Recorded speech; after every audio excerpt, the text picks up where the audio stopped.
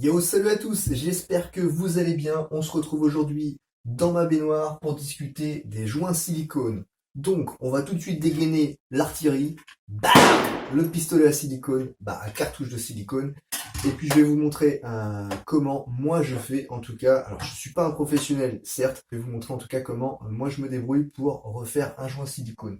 On va s'approcher un petit peu, on va aller voir comment il est celui-ci. Voilà. Donc voici l'état du joint actuellement. Donc il est pas super propre. On voit bien qu'il a besoin d'être refait. Il est en train de craqueler. Voilà, à ce niveau-là, voilà, ça craque. C'est pas très propre, ça fait pas très beau. Donc je vais vous montrer le matériel dont on a besoin. Alors attention, hop là, on va avoir besoin pour enlever le précédent joint d'un cutter. On va avoir besoin de tournevis plat. Pareil pour enlever le précédent joint. Une fois que ce sera enlevé, et ben pouf, on passe sur la cartouche à silicone. Et cette cartouche à silicone, on va l'insérer dans le pistolet à silicone. Et il faut pas oublier du papier essuie-tout et un petit récipient pour de l'eau. Et évidemment, hop, une petite caméra pour filmer tout ça. Allez, c'est parti.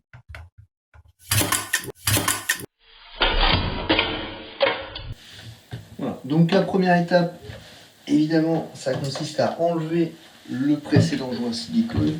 Donc comme je vous ai montré, on va avoir besoin du cutter et ensuite on va pouvoir utiliser des tournevis plats. Donc je commence avec le cutter. La mise au point est toute pourrie. Là. Ok, là ça m'a l'air mieux. J'espère que vous voyez correctement. Ouais, je pense que la mise au point là c'est faite. Ok, alors c'est parti. Hop. Donc je commence par en fait décoller le. Oh là, il est dur. Hein. Ah la vache. C'est quoi ce joint là, sérieux?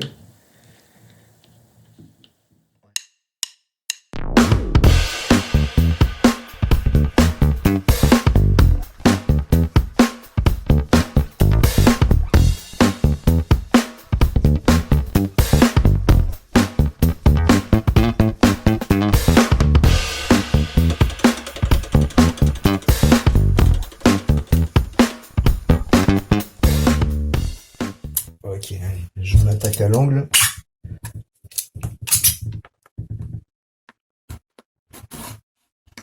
C'est super dur. En fait, c'est presque. On croirait que c'est un joint plâtre et c'est pas un joint silicone finalement hein, qui a été choisi.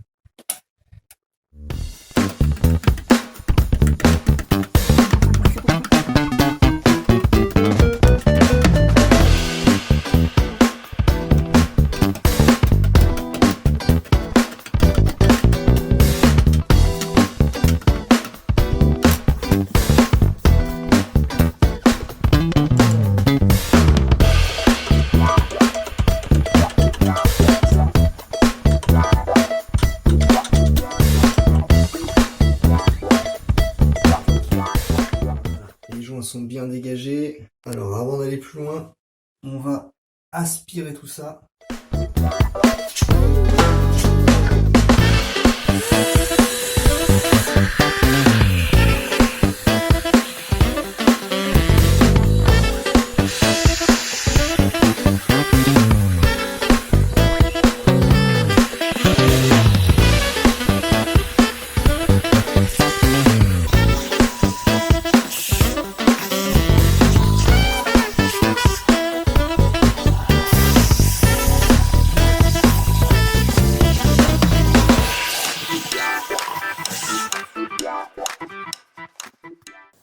Ok, l'étape 1 est terminée, donc le précédent joint est enlevé, tout est propre. Maintenant, on va pouvoir passer à la deuxième étape.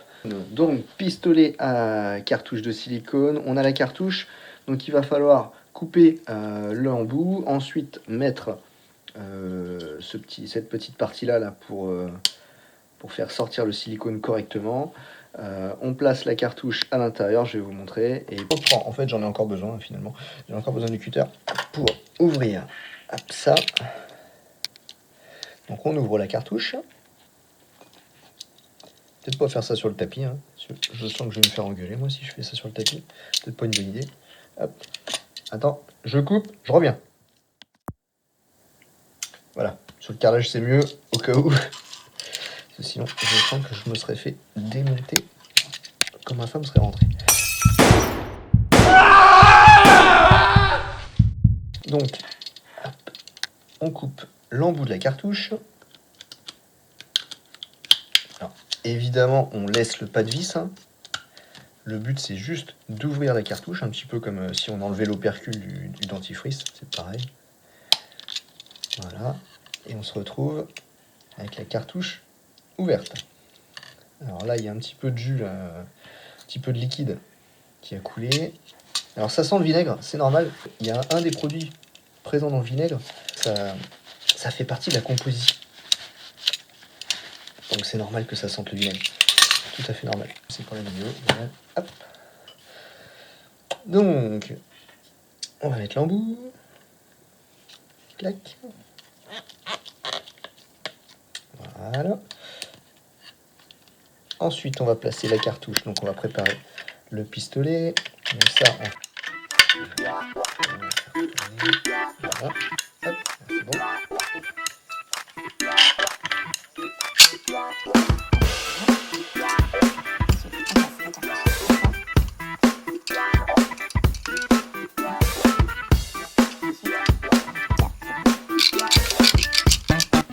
Lorsque je vais appuyer, vous allez voir, le silicone va arriver gentiment à ce niveau-là.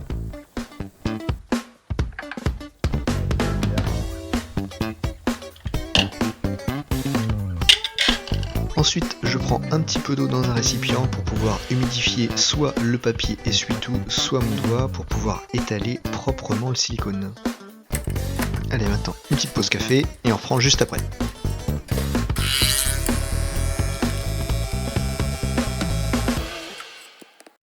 Ok, alors c'est parti, on reprend. Donc je vais enlever le bouchon. Ensuite, l'idée c'est de faire un petit cordon de silicone en partant du centre, en partant de l'angle. Un petit cordon de silicone en fait tout le long, pas trop épais.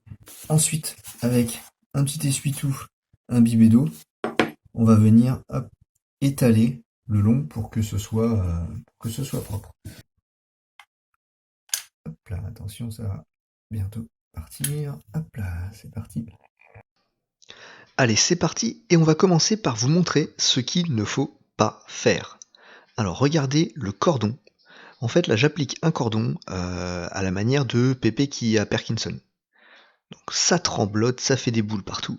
Et ensuite au niveau de l'étalage, alors là je n'étale pas, je beurre, ce qui fait que voilà ça bave sur les côtés et c'est juste dégueulasse. Fort de cette nouvelle expérience, nous allons pouvoir faire les choses correctement.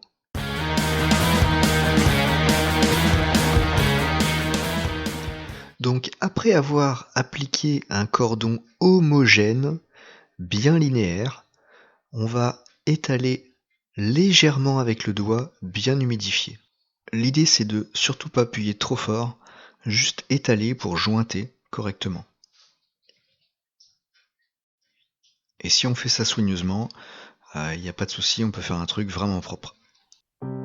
Rapace for You a changé ma vie. C'est incroyable comme c'est facile maintenant de faire un joint silicone. Jamais je n'aurais cru ça possible. C'est tellement simple. Pensez à vous abonner et partager la vidéo pour soutenir la chaîne. N'importe quoi. Ok, bon alors voilà ce que ça donne une fois terminé. Bon, je suis plutôt content quand même du résultat final. Néanmoins, il y a quelques petites conclusions que je dois tirer et que j'ai envie de partager avec vous. Alors, la première, surtout, première conclusion, n'utilisez pas une cartouche bas de gamme comme j'ai pu le faire aujourd'hui, parce que c'était juste la galère. Alors surtout à ce niveau-là, là-bas, là, où j'ai commencé, c'était une horreur. Mais vraiment, c'était galère, il y avait des grumeaux partout, c'était juste dégueulasse. La dernière fois que j'ai fait un joint, j'avais utilisé une cartouche d'une grande marque, et c'était juste 10 fois plus simple. Alors certes, je suis pas un professionnel, c'est vrai, mais la dernière fois c'était 10 fois plus simple, et là c'était carrément la galère avec une cartouche bas de gamme. Donc je pense que ça doit jouer un petit peu. Ensuite, deuxième conclusion, deuxième petit conseil, utiliser son doigt. La mise au point est dégueulasse, hein, on est d'accord. Pas de mise au point là. Alors, on va essayer de jouer avec la mise au point. Ah, voilà. Deuxième petite conclusion de cette vidéo, utiliser son doigt pour étaler les joints silicone, c'est beaucoup plus simple qu'un essuie-tout. En fait, on a une sensibilité qui est nettement meilleure et je pense qu'on fait le travail beaucoup plus facilement. Par contre, évidemment, faut éviter de s'en mettre partout, donc utilisez toujours le même doigt. Pensez à bien mouiller avant. Voilà, on trempe le doigt et essuyez-le bien après chaque passage. Et troisième petite conclusion ou petit conseil, n'appuyez pas hein, lorsqu'on étale. Le but c'est juste d'étaler. Et étaler, c'est pas enlever le silicone, hein, c'est bien venir le mettre à l'intérieur, au niveau de la jointure. Donc ça sert à rien d'appuyer, il faut pas l'enlever. Il faut juste l'étaler délicatement. Voilà, j'espère que la vidéo vous a plu. N'hésitez pas à partager vos astuces dans les commentaires. N'hésitez pas à liker la vidéo, vous abonner si vous en avez envie. Et comme Anthony Perrier de PDLV, je vous fais d'énormes bisous. Et n'hésitez pas à aller découvrir sa chaîne si vous êtes passionné de voiture. Sa chaîne est juste énorme, moi j'adore. Voilà, je vous souhaite une très très bonne journée. Ciao les amis. Vous pouvez me rejoindre sur Instagram et je vous dis ciao, à bientôt.